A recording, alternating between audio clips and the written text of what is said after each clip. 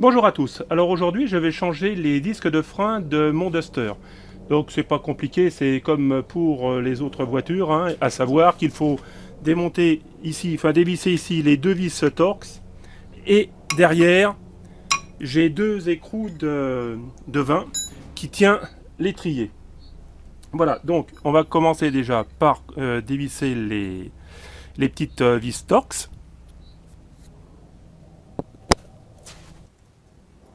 Voilà. Donc là, jusqu'à présent, rien de grave, rien de difficile. Et maintenant, on va passer aux choses sérieuses, c'est-à-dire les écrous de vin qui sont derrière, qui tiennent l'étrier de disque. Alors, je mets ma clé à douille. Voilà.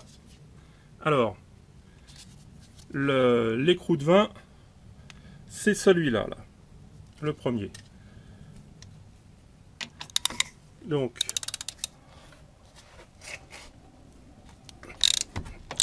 voilà.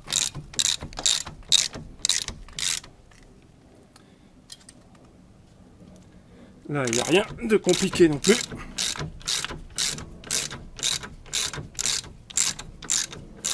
Là, je ne le dévisse pas entièrement.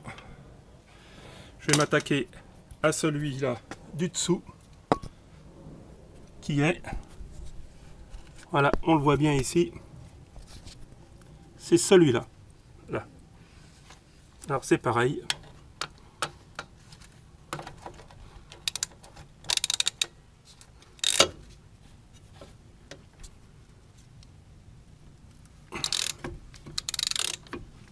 J'ai de la chance, ils ne sont pas vissés à la boulonneuse. D'habitude, tout ça, c'est fait au pétard. Et là, c'est un peu plus compliqué pour les dévisser, n'en n'ayant pas un petit souci. Voilà, donc j'arrive à la fin du démontage du premier écrou.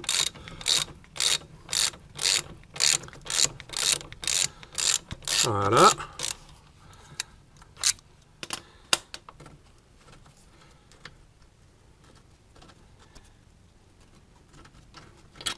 Voilà. Et maintenant, on passe au second. Voilà. Maintenant, l'étrier va tomber, puisque j'ai enlevé mes deux écrous. Ou il va presque tomber.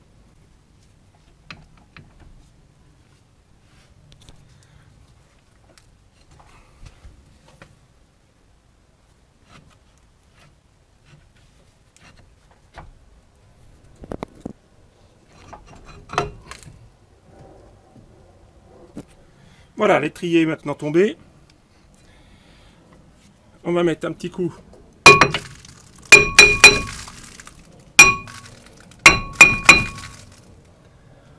sur le disque.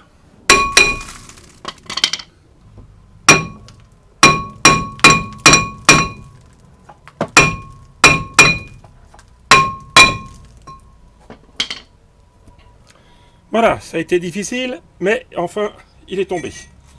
Voilà, nickel. Donc bon, il avait un petit peu besoin.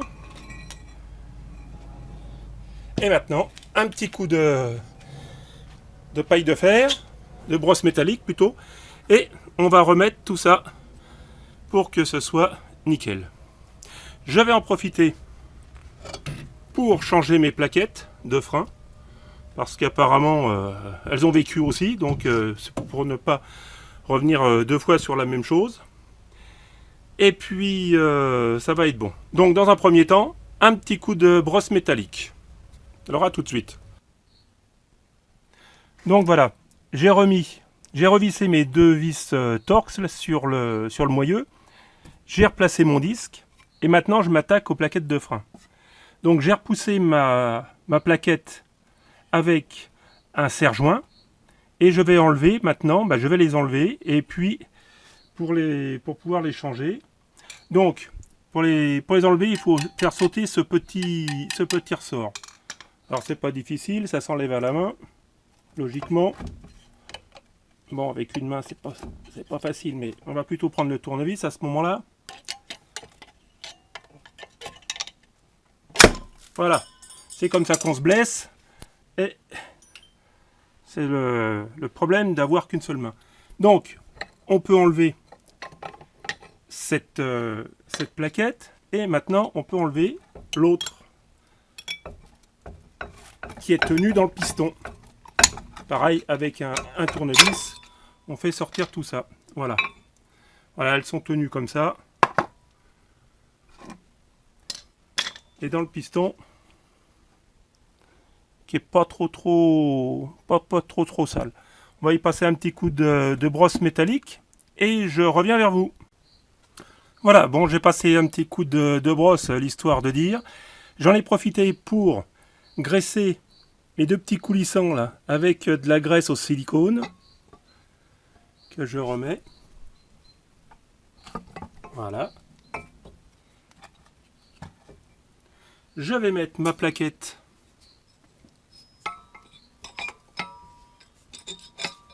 dans mon piston. Voilà, bon, bah, d'une main j'y arrive pas, donc je vais mettre ma plaquette dans le piston et je mets sa copine juste en face. Je reviens vers vous. J'en profite aussi pour leur mettre un petit coup de paille de fer dessus, enfin de brosse métallique, pour enlever un peu le vernis, le glaçage de la plaquette, pour que ça morde plus. Alors à tout de suite. Voilà. Donc j'ai remis mes plaquettes sur mon étrier, que j'ai réenquillé celle du piston plus celle de devant. Par contre, ce que j'ai eu un peu de mal, parce que il faut une pince pour l'enlever et pour une pince pour le remettre, c'est le petit clip là. Alors ce petit ressort, on le met, là il y a deux trous dans le porte-étrier, là, enfin dans l'étrier plutôt, et ce ressort là, les petites pattes elles vont dedans. Donc on met une première patte dedans, on la met comme ça, donc celle-là elle est en bas. On insère la seconde dans son trou, c'est-à-dire que ce petit, le dessus là, il se trouve en dessous, là, au niveau de mon doigt. Donc, une fois que ça c'est bien rentré, avec une pince, on le force, on le sort un petit peu et on le remonte pour le mettre par-dessus. Et après, on tapote l'ensemble avec la pince, comme ça, pour faire rentrer tout le mécanisme. Voilà, ce truc là a pour but de tenir la plaquette.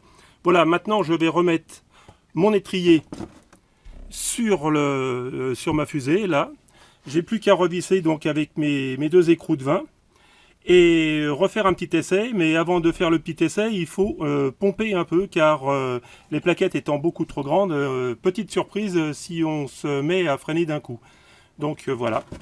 Bien, cette petite vidéo sur la manière de changer un disque et des plaquettes de frein sur le Duster DCI est terminée.